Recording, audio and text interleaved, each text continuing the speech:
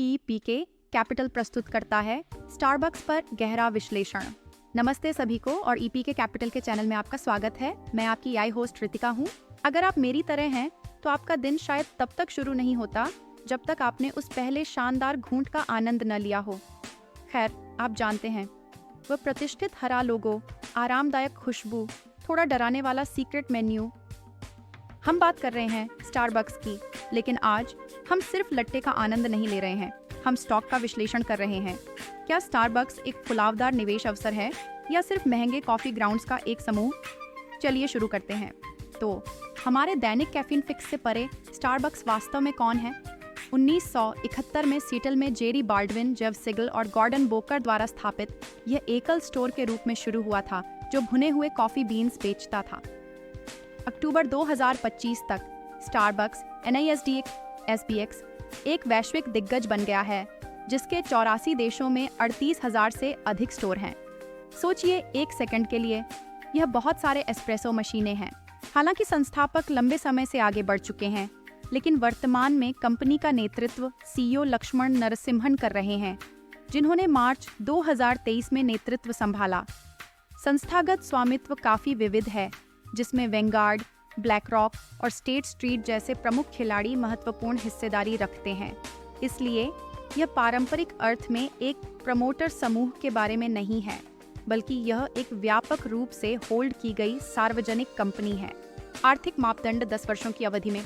ठीक है, चलिए संख्याओं पर ध्यान केंद्रित करते हैं, क्योंकि वहीं असली कहानी अक्सर छुपी होती है। हम पिछले दशक में स्टारबक्स के वित्तीय प्रदर्शन का विश्लेषण कर रहे हैं, अक्टूबर 2025 तक।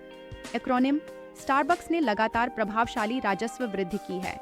पिछले 10 वर्षों में हमने औसत वार्षिक राजस्व वृद्धि दर लगभग 8 से 10% देखी है। वित्तीय वर्ष 2024 में उदाहरण के लिए उनका शुद्ध राजस्व लगभग $39.7 बिलियन पहुंच गया, जो पिछले वर्षों की तुलना में मजबूत वृद्धि है। यह उनके वैश्विक विस्तार और समान स्टोर बिक्री बढ़ाने की क्षमता को दर्शाता है। जब बात अंतिम परिणाम की होती है तो स्टारबक्स ने सामान्यतः स्वस्थ लाभ मार्जिन बनाए रखे हैं। उनका परिचालन मार्जिन आमतौर पर लगभग 15 से 18% के आसपास रहता है और शुद्ध लाभ मार्जिन अक्सर 12 से 14% के बीच होता है। यह कुशल संचालन और मजबूत मूल्य निर्धारण शक्ति का संकेत है। हमने देखा है कि EPS वित्तीय वर्ष 2015 में लगभग $1.9 से बढ़कर वित्तीय वर्ष 2025 के लिए अनुमानित $3.6 से $3.8 हो गया है। यह एक मजबूत ऊपर की ओर प्रवृत्ति है, हालांकि वैश्विक घटनाओं के कारण कुछ उतार चढ़ाव के साथ। अब कोई भी कंपनी परफेक्ट नहीं है। स्टारबक्स के पास काफी मात्रा में कर्ज है, जिसमें दीर्घकालिक कर्ज वर्तमान में लगभग 14 से 15 अरब डॉलर है, जबकि यह उसकी आकार और नकदी प्रवाह के लिए संभालने योग्य है। यह निश्चित रूप से ध्यान रखने वाली बात है। उनका अर्न से इक्विटी अनुपात लगभग 1.5 गुना से 2 गुना के बीच है, जो कुछ लोगों को थोड़ा अधिक लग सकता है, लेकिन बड़े पूंजी सघन व्यवसायों के लिए सामान्य है। टेक्निकल चार्ट्स और संकेतक। आइए दिशा बदलते हैं और देखते हैं कि स्टॉक चार्ट हमें क्या बताता है, क्योंकि कभी-कभी बाजार का मनोवृत्ति बैलेंस शीट जितनी ही महत्वपूर्ण होती है। लंबी अवधि के चार्ट को देखते हुए SBUX के लिए यह शुरुआती निवेशकों के लिए एक शानदार यात्रा रही है। पिछले दशक में इस स्टॉक ने मजबूत ऊपर की ओर प्रवृत्ति दिखाई है, जिससे औसत वार्षिक रिटर्न दोहरे अंकों में रहा है। ऐतिहासिक रूप से 85 से $90 सीमा एक मजबूत समर्थन स्तर के रूप में कार्य करती है। यदि स्टॉक गिरता है तो अक्सर यहीं खरीदार कदम रखते हैं। एक्रोनिम 105 से $110 क्षेत्र अक्सर प्रतिरोध का बिंदु रहा है, जहां स्टॉक ऊपर जाने में संघर्ष करता है। इस क्षेत्र को लगातार तोड़ना महत्वपूर्ण तेजी की गति का संकेत देगा। अक्टूबर 2025 तक SBUX $98 से 102 के रेंज में ट्रेड कर रहा है। RSI एक गति संकेतक आमतौर पर 30 से 70 के बीच झूलता रहता है। जब यह 30 से नीचे होता है तो यह संकेत देता है कि स्टॉक अधिक बिक्री हो सकता है और 70 से ऊपर होने पर संभवतः अधिक खरीदा गया हो सकता है। वर्तमान में RSI लगभग 55 से 60 के आसपास है। यह संकेत देता है कि यह न तो अत्यधिक खरीदा गया है और न ही अधिक बिक्री हुई है। बहुत ही तटस्थ क्षेत्र। 200 दिन की मूविंग एवरेज आमतौर पर ऊपर की ओर ट्रेंड कर रही है, जो एक स्वस्थ दीर्घकालिक प्रवृत्ति का संकेत है।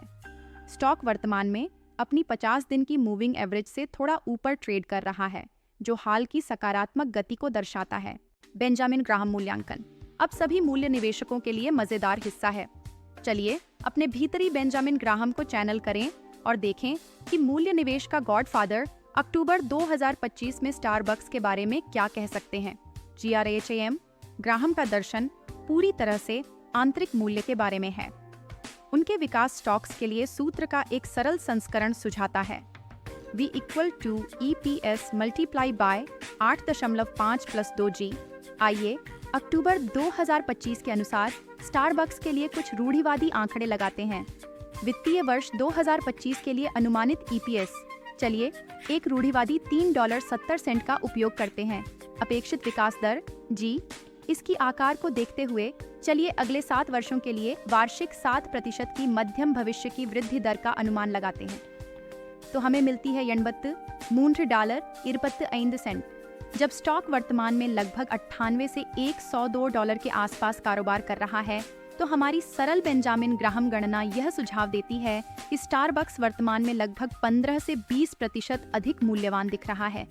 याद रखें, यह एक सरल गणना है और मूल्य निवेश में बहुत गहराई से विश्लेषण शामिल है, लेकिन यह हमें एक अच्छा प्रारंभिक बिंदु देता है। इसका अर्थ है कि वर्तमान कीमत पर भविष्य की वृद्धि का एक महत्वपूर्ण हिस्सा पहले ही बेक्ड इन हो चुका है।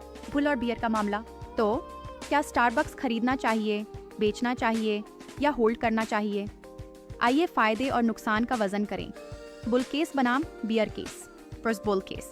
स्टारबक्स का एक अविश्वसनीय वैश्विक ब्रांड उपस्थिति और अद्भुत ग्राहक वफादारी है। लोग सिर्फ कॉफी नहीं खरीदते, वे स्टारबक्स अनुभव खरीदते हैं। यह एक मजबूत प्रतिस्पर्धात्मक खाई बनाता है। वे नए menu item, drive through model और डिजिटल ऑर्डरिंग के साथ लगातार नवाचार कर रहे हैं। उपभोक्ता प्राथमिकताओं के अनुसार लगातार अनुकूलित हो रहे हैं। उनके नए अंतर्राष्ट्रीय बाजारों में विस्तार, विशेष रूप से एशिया में, महत्वपूर्ण विकास के अवसर प्रदान करता है। व्यवसाय पर्याप्त मुक्त नकदी प्रवाह उत्पन्न करता है, जिसका उपयोग लाभांश, शेयर पुनर्खरीद और आगे निवेश के लिए किया जा सकता है, जो सभी शेयर धारकों के लिए अच्छा है।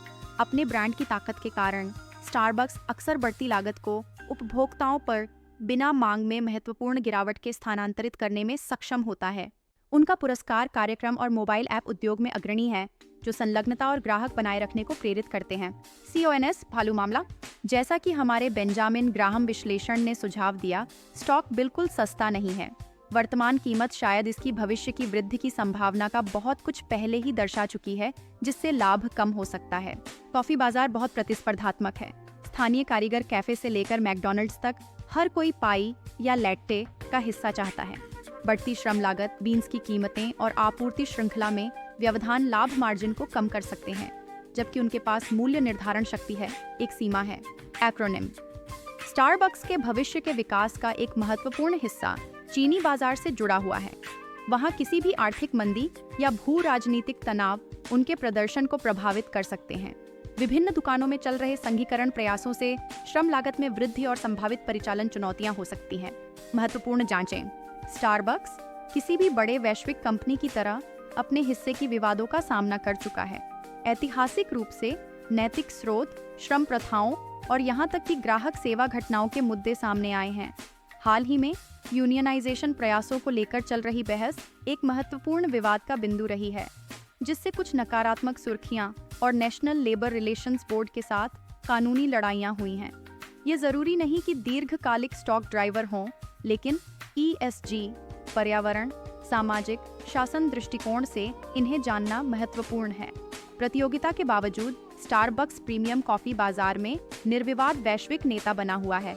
इसकी ब्रांड पहचान, पैमाना और स्थापित आपूर्ति श्रृंखला इसे एक महत्वपूर्ण लाभ प्रदान करते हैं। ये मूल रूप से दुनिया भर में करोड़ों लोगों के दैनिक जीवन के ताने बाने में बुना हुआ है। निष्कर्ष और अस्वीकरण तो यहाँ है। अक्टूबर 2025 के अनुसार स्टारबक्स स्टॉक का गहरा विश्लेषण। हमने एक ऐसी कंपनी देखी है जिसके पास मजबूत ब्रांड, स्थिर विकास और वैश्विक प्रभुत्व है, लेकिन साथ ही ऐसी भी कंपनी है जो वर्तमान में अपने चुनौतियों के साथ प्रीमियम मूल्यांकन पर ट्रेड कर रही है। याद रखें, यह वीडियो केवल जानकारी और मनोरंजन के उद्देश्य से है और यह वित्तीय सलाह नहीं है। स्टॉक मार्केट में निवेश में जोखिम होता है और आप पैसा भी खो सकते हैं। हमेशा अपना स्वयं का थरोग अनुसंधान करें, अपनी व्यक्तिगत वित्तीय स्थिति पर विचार करें और किसी योग्य वित्तीय सलाहकार से परामर्श करें इससे पहले कि आप कोई भी निवेश निर्णय लें। यदि आपने इस विश्लेषण का आनंद लिया है तो उस लाइक बटन को दबाएं और अधिक गहरे विश्लेषण के लिए सब्सक्राइब करें और नीचे टिप्पणी में मुझे बताएं, क्या आप स्टारबक्स को बुलिश या बियरिश मानते हैं? आपका पसंदीदा स्टारबक्स पेय कौन सा है?